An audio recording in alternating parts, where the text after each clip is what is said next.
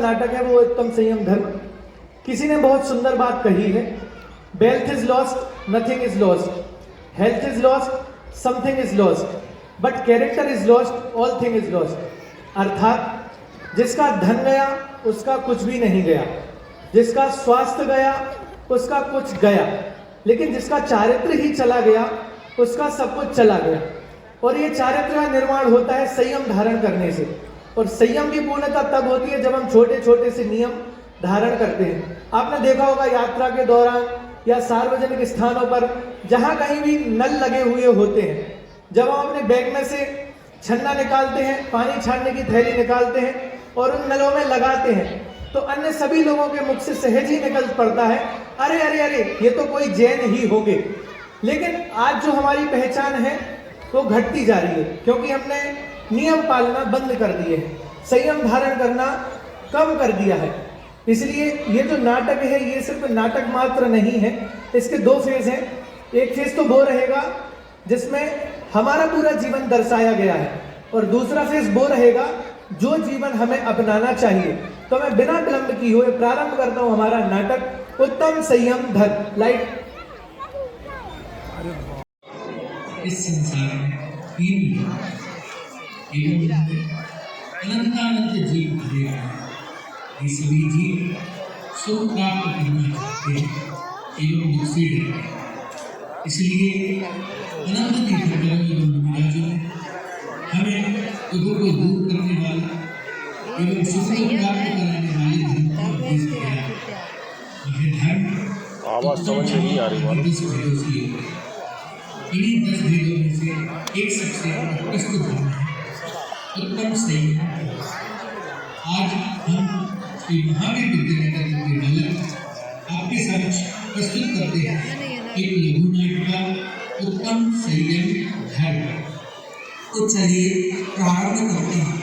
पहला दृश्य, जहाँ पर राजा अपने सिपाहियों के साथ वन में भ्रमण करता है। कितना सुंदर वन है।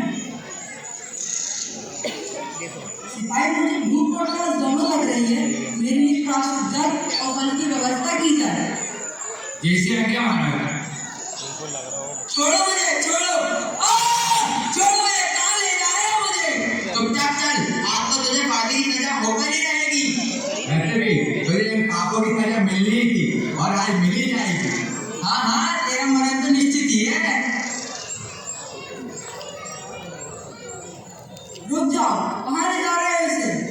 महाराज हम इसे जेल ले जा रहे हैं, आज तो इसको फांसी की सजा होकर ही रहेगी। क्या किया है इसने? महाराज ये बहुत बड़ा अपराधी है, महापापी है, असंयमी है, इसलिए हम इसे जेल ले जा रहे हैं, आज तो इसको फांसी की सजा होकर ही रहेगी। जरा इसकी शक्ल तो दिखाओ। जी महाराज। अरे भैया आप? अरे कौन भाई? मैं तुम्हें नहीं जानता, मेरा भाई तो बहुत रूपवान है। भैया मैं ही हूँ आपका छोटा भाई अनुज। अरे भाई तुम? छोड़ो इसे, छोड़ो। तेरी ये दुर्दशा कैसे हुई भाई? भैया यह तो बहुत बड़ी बात है। बताओ मुझे। ठीक है भैया बताता हूँ। जब मुझे यह मनुष्य क्रिया प्राप्त हुई थी पर इंद्रिय से, तब मैंने अपनी इंद्रियों का बहुत ज्यादा ही दुरुपयोग किया, सदा ही इनमें रमता रहता था, इसलिए आज मेरी यह दुर्दशा है। पर इनमें सर्वप्रथम स्पर्शन इंद्रिय है। स्पर्शन इंद्रिय का तो मैंने भरपूर उपयोग किया है। मैंने शरीर को खूब नहलाया, ब्रांडेड साबुन, क्रीम आदि लगाया और ब्रांडेड कपड़े, जॉर्डन के जूते आदि पहनाए। बिना ऐसे के तो मैं 1 मिनट भी नहीं रहता था, और मखमल की गद्दों पर सोने में तो स्वर्ग का आनंद आता है। अब सुनो रचना की बात। रचना इंद्रिय को भी मैंने बहुत भोगा है। भक्ष अभक्ष क्या कुछ नहीं कहा मैंने। जब चाहा तब खाया और जो चाहा वो खाया, और यहाँ तक कि बीड़ी, सिगरेट, दारू, शराब, चरस, गांजा, भांग, हुक्का, वेब, ड्रग्स, तंबाकू, गुटखा, सुपारी आदि का भी सेवन किया।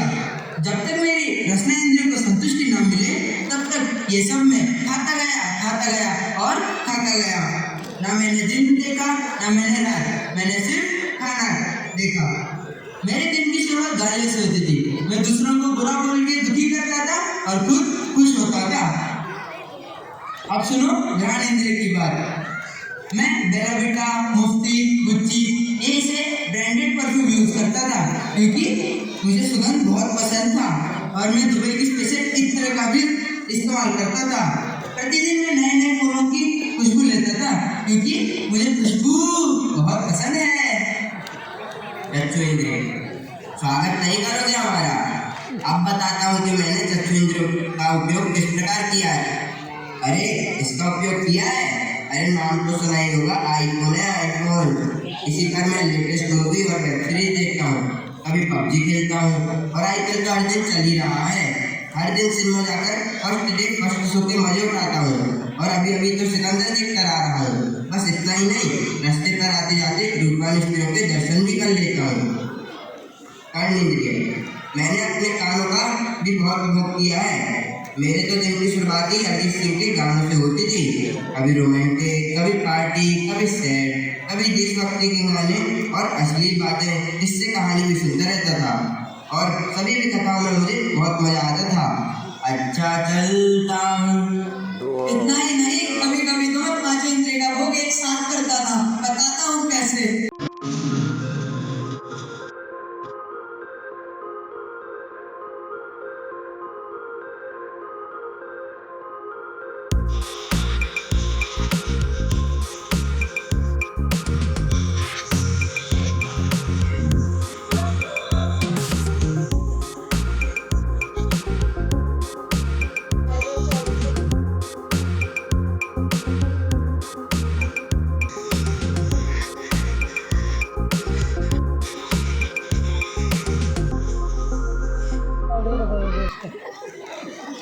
छोटे भाई, यह भूख तो सब भोगते हैं, मगर इनको भोगने से जेल और फांसी का क्या संबंध? यह सब तो मैंने किया ही, परंतु जो पिताजी का दिया हुआ सारा धन समाप्त हो गया। अब मैंने इंद्रियों के विषय की पूर्ति के लिए चोरी करी, डकैती करी, हिंसा करी, हत्या करी, झूठ बोला, खुशी आदि भी किया और पांचों पाप एक साथ किया।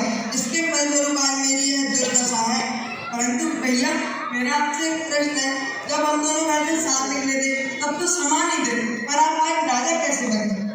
तो सुनो, जब मुझे मनुष्य पर्याय की प्राप्ति हुई तब मैंने मेरा उपयोग अच्छे कार्यों में ही लगाया और मैंने अपने इंद्रियों का दुरुपयोग ना करते हुए सदुपयोग ही किया।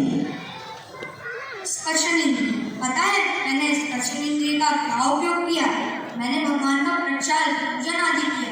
मैंने उन्हीं हाथों से दान दिया, दूसरों की मदद की। न मैंने किसी को मारा, न मैंने किसी को सताया और मैंने अपने गुणों से ही अपना श्रृंगार किया है और मैंने अपने रूप में कभी अपमान नहीं किया। इसी प्रकार मैंने अपने स्पर्शन इंद्रिय का उपयोग किया। अब सुनो रसना इंद्रिय। पता है मैंने रसना इंद्रिय का क्या उपयोग किया? मैंने तो रसना इंद्रिय को अपने वश कर रखा है। मैंने कभी भी अभक्ष भक्षण नहीं किया, नशा आदि पदार्थों का सेवन नहीं किया और ना ही कभी रात्रि भोजन किया।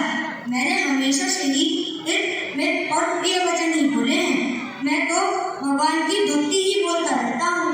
इसी प्रकार मैंने अपने स्पर्शन इंद्रिय और रसना इंद्रिय का सदुपयोग किया। घ्राण इंद्रिय, भाई मैंने घ्राण इंद्रिय का भी सदुपयोग किया है।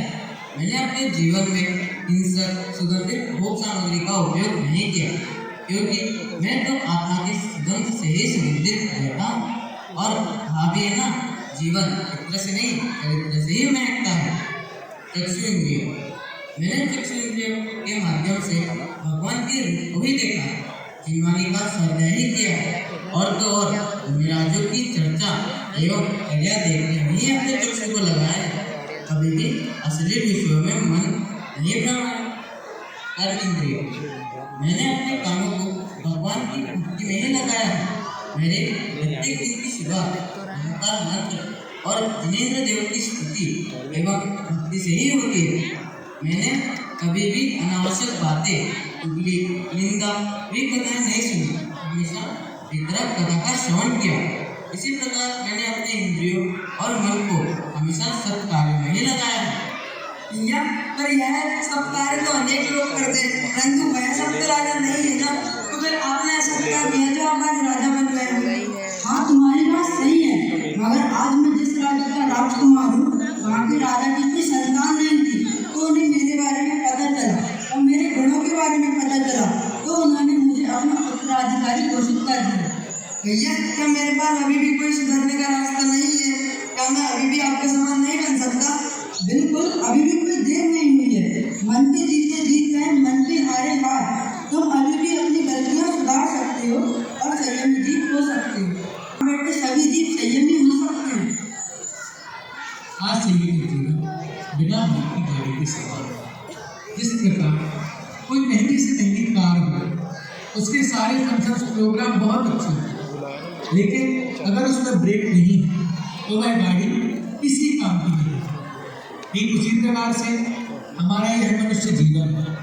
अगर हमारे पास बहुत सुंदर रूप है, बहुत सारी धन संपदा है, किंतु अगर हमारे जीवन में संयम नहीं है तो इस जीवन का कोई भी मूल्य नहीं है। आज विश्व में जितनी भी समस्याएं हैं, ये सारी समस्या पंचेंद्रियों के विषयों के लोभ के कारण है। अगर हम संयम भाव धारण करते हैं तो उन विषयों की निवृत्ति भी होती है और उसके साथ ही साथ हमारी सारी समस्याएं दूर होती हैं। इसलिए संयम धारण करना ही श्रेष्ठ है।